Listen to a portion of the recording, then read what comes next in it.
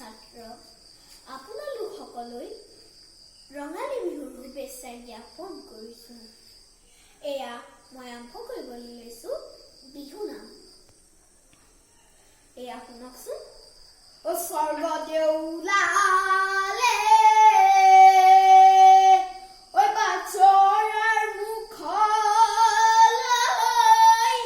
ঐ দুলিয়ে পাতিলে ঐ তোলা ঐ কাণত জিলিকিলে ঐ নৰা জাঙে ফাই ঐ গাতে ঘুমেছে মৰ চোলা